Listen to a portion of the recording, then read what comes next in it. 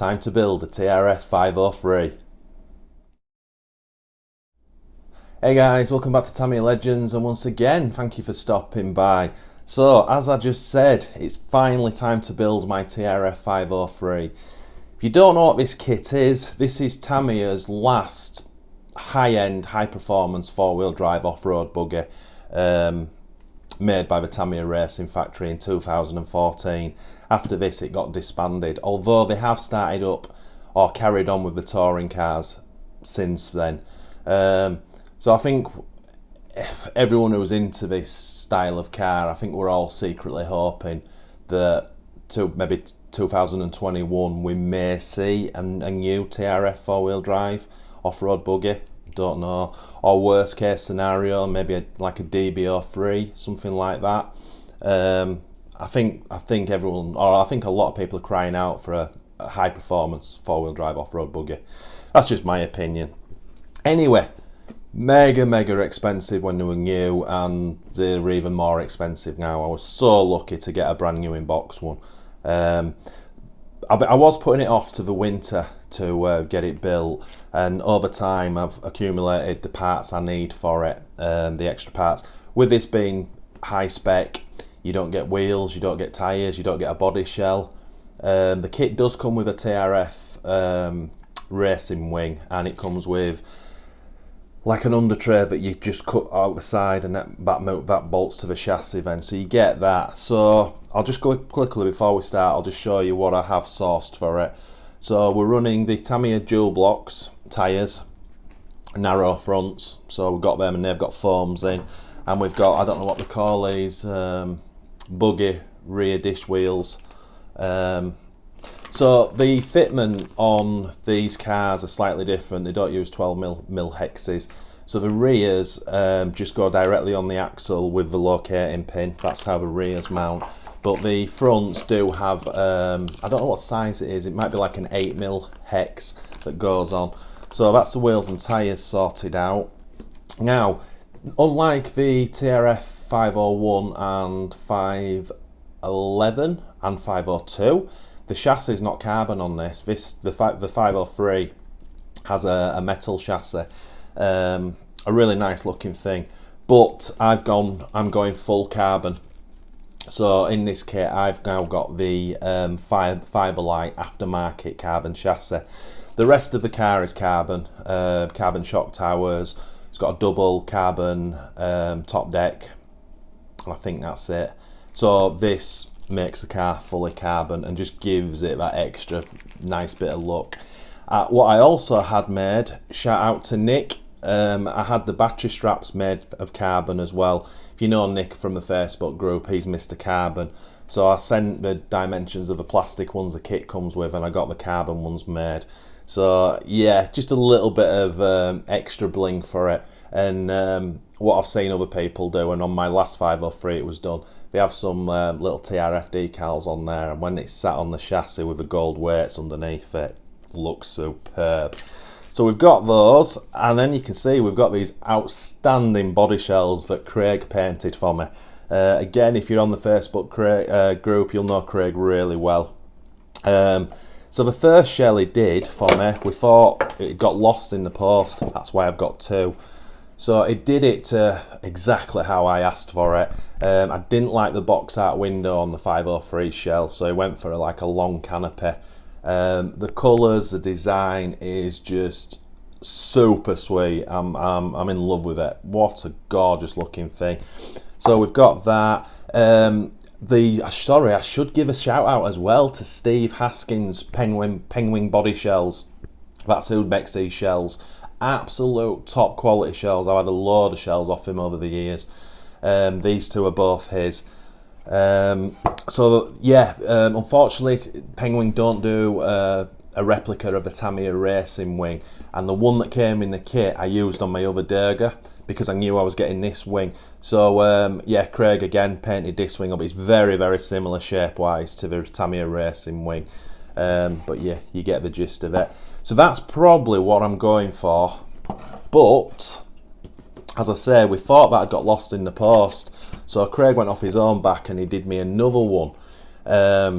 Now I'm hoping this comes across on camera. The difference is this one has all been painted in I can't say this, pearlescent paint. So the white has got like it's a pearl effect. So it's a lot sort of darker, silver, the pink, the blue.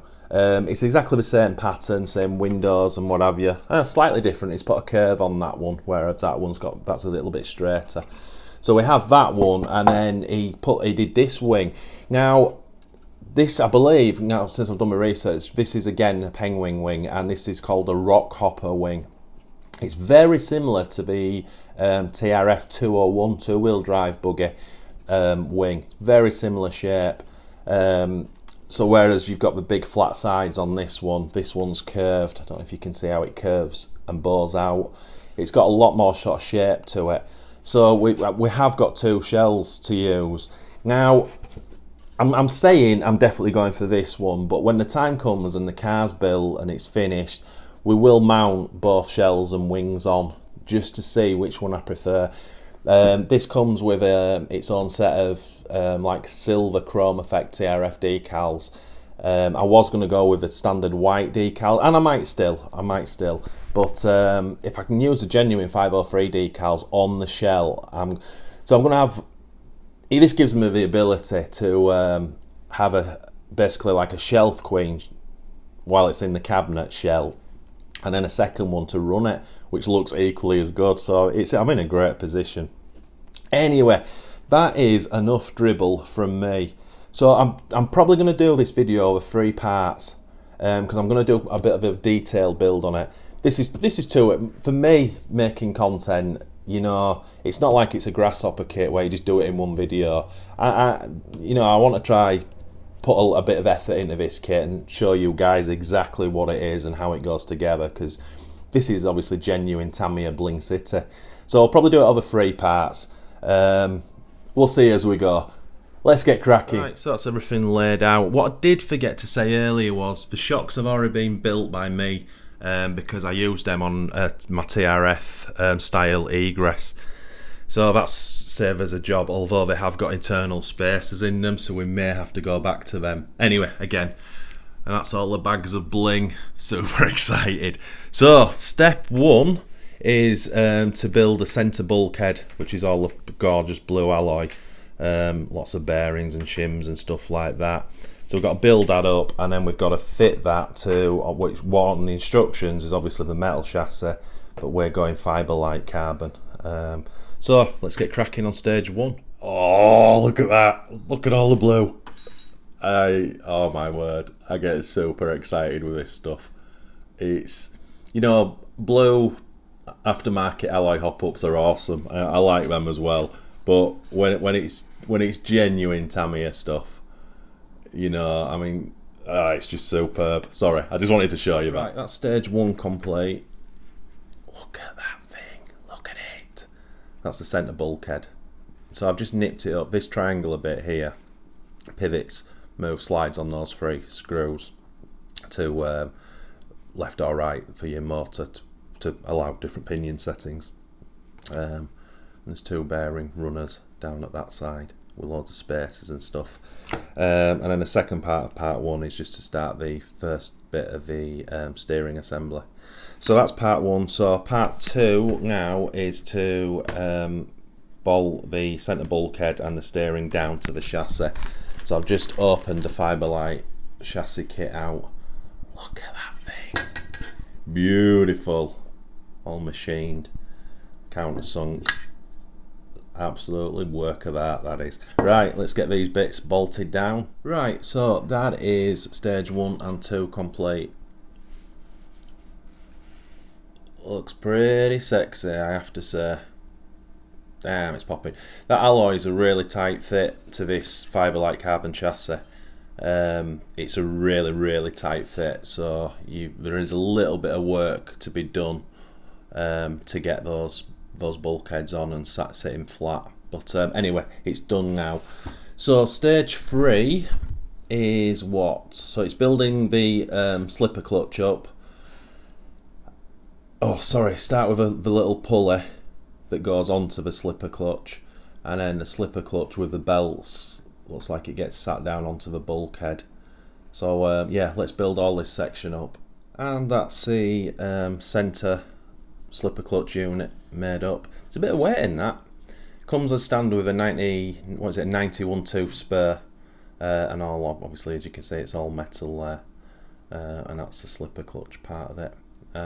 It gives you a setting as standard just to put it on, but if I hold the gear and the spur, you can see the slipper clutch doing what it's supposed to do. But again, not too bothered about the setup on that just yet. I can't believe how the weight in that.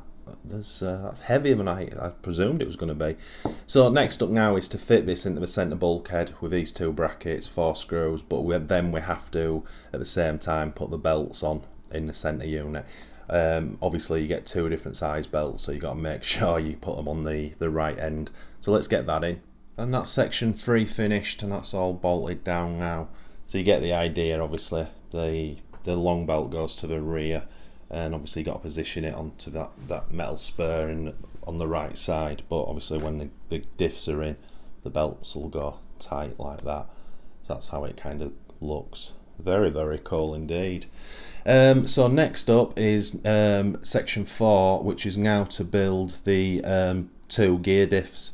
I'm just looking if we build them at the same time, if they're identical. Yeah, make 2. So before, let me just put this camera down so you can see what we're going to be doing.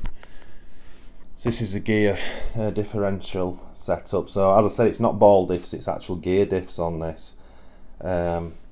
Oil filled as well, this is the first time I've ever done oil filled diffs, which is cool. One other thing I didn't mention is all the screws in this kit are hex head.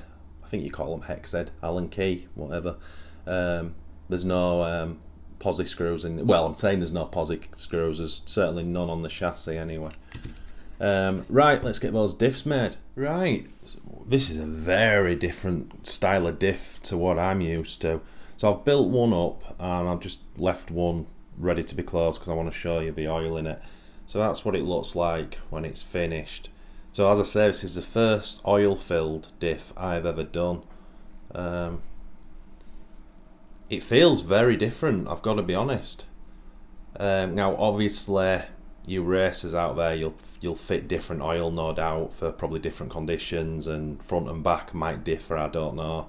That's probably the equivalent of like adjusting a ball diff up differently front and back, is by using different oil on something like this.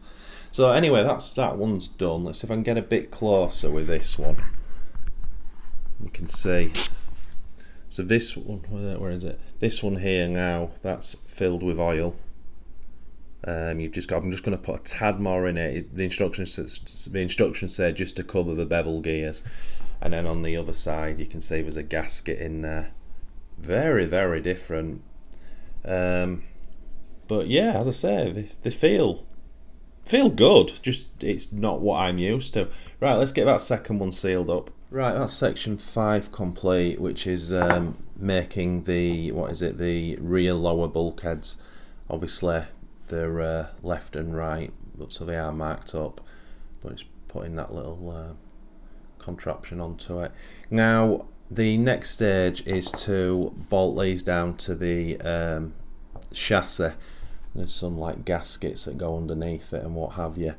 Now on section 5, when I was building this, there's supposed to be like some foam, they call them dust covers, to go over this ball end and sit down there, but I can't actually see them anywhere, and I don't want to open part bags. I've got, what have I got left? I've got C, D and F left. I've had a look through them without opening them and I can't see them. They're just little foam washers, so I'm going to leave those off for now. And hopefully by the time I've got to put the ball end connector over that, I'll have found them in the packets. So as I say, next stage now is to mount this to the chassis. Okay, that's section 6 finished, which is the lower rear bulkhead section fitted, and also those side pieces of alloy, which are the arm locators. But yeah, looks Sweet. It's, considering there's not many bits, it's very time consuming. I found, again, with the aftermarket carbon, these mount with 2 screws on each side, but again they've got the blue alloy pops through the chassis, as you can see. Those holes are mega tight on the carbon, so it needs a little bit of fettling to get them in and secure, but they're on now. So next stage is 7, where we're going to build the rear shock tower up with this gorgeous piece of alloy. Look at that thing. Damn. Now, look at this shock tower. Now again, this is a Tamiya one. Look how thick it is. It must be almost 4mm thick. That it is a right piece of carbon. So yeah, we'll build that unit up. Anyway, I was going to say what happens after that, but let's just build that section up. Right, that's section 7 finished, which is the rear shock tower, and the wing mounts go on, and the screws for the rear shocks. Now there's a part that I've left off here, and that's the rear body shell mount. That just goes through that gap, that oval gap there. There's a single on the back and there's a double on the front, but well, I may end up eating my words on this and having to put this back on at some point, but I really want to mount the shell just with Velcro on. I don't want to put any holes. I certainly don't want to put 3 holes in the shell, but it'll be whether I can if it lines up perfectly just with Velcro, without like this as a guide. So I've built it up, I've put the screws and washers into it, but we'll go back to that at the end should I need it.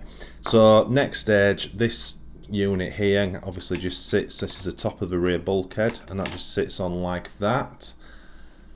But now we are on section 8, which is now, before we bolt this down, we've got to get the rear diff in place, obviously put the belt round it, but then we've got to, when this sits in on the bearings, it has those adjustable, I don't know what you call them, there's some black plastic that goes inside, the bearing goes inside them, and it's elongated, so the more you turn it, the more it'll go one way, which tightens your belt up. So there's a little bit of messing around to get them equal, but let's get that in place and then get that shock tower bolted down. Right, so that's that rear bit assembled, all bolted down now, and as you can see, it moves belts. I've done it on the total standard settings from the manual, and the belt feels very slack, but next stage now is to slide the carbon up a deck underneath the belt, which will give it a little bit more tension. So let's get that mounted. Right, that's up to section 9 completed now, so that's basically the back full drive chain finished, all bolted down. As I say, the carbon top deck, can't really see it, it's covering, the belt's covering it, but this carbon top deck here, put a bit of tension, put more tension on that belt now. But yeah, as you turn it, it's all, sorry I can't do this on camera, but as you turn it, it's all really free, very, very smooth indeed. Yeah, that's starting to come together now. What a thing of beauty this is. It really, really is. There's nothing like it. Unless if you built one, you'll know what I'm talking about, but there's no other Tamiya kit that sort of goes together. Oh, sorry, well, all TRFs go together like this, but it's levels above a standard Tamiya kit, that's for sure. Right, so next up is section 10, which is starting to put the front lower bulkhead together. So let's get cracking with that. Right, that's the front left and right bulkhead on. Again, a pig to get the alloy pips through the carbon. Need a little bit of force, but all sat down flush and looking pretty cool. So next up is this, to build this steering contraption, which obviously has to go on next over what we've put on already, which will allow us to get the front diff in and then put the front on. So yeah, let's get this thing built. Right, section 12 finished. What I did forget to do on the last one was put these little alloy blocks in, which again hold the front arms in position. We've built the steering up now, extremely smooth as you would expect. Obviously the belt's getting in the way at the moment, but yeah, there's pair of bearings in either side down here, and there's a set of bearings in the top arm as well. But yeah, you can see, you get the gist of how that works. And again, absolutely super smooth. So next up now again is to get this and the front shock tower, which again is pretty damn substantial in carbon.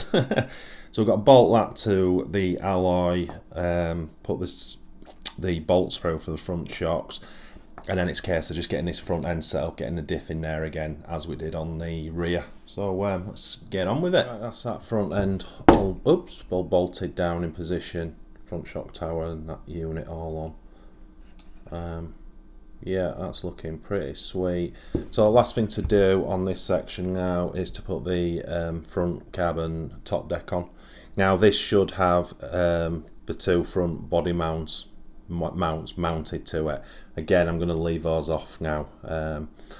It's not, when I get to the stage shell, if I have to whiz this back off to put those mounts on, it's not the end of the world. But anyway, let's bolt this on. Right, and that's section 15 finished, which again was just that top deck bolted down.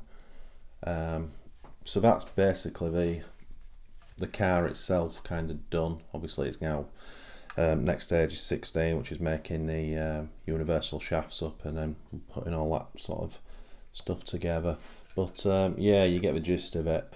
Very, very nice. You really do feel like you're building something rather special, I've got to be honest. And now we've got the tension on the belts because of the top decks. If I just do that, you can feel the overall drive is just mega smooth. Feels awesome. And obviously we've got the steering bit in there as well. Yeah, I've got to be happy with that. Right guys, so I'll end this video here as part one because that's a great place to stop. Really enjoyable. I've built a couple of TRF touring cars before, the older ones. This is definitely the most modern TRF I've built. Obviously it's the most modern because it's the last TRF built, so that was a stupid thing to say, but you know what I mean. But you really do get the feeling that you're building something rather special from the norm, if that makes sense. Everything goes together just perfectly. The only issues I had was the aftermarket carbon chassis, which was just a little bit of a tight fit getting the alloy pips through. But yeah, I mean, it's phenomenal. It really is.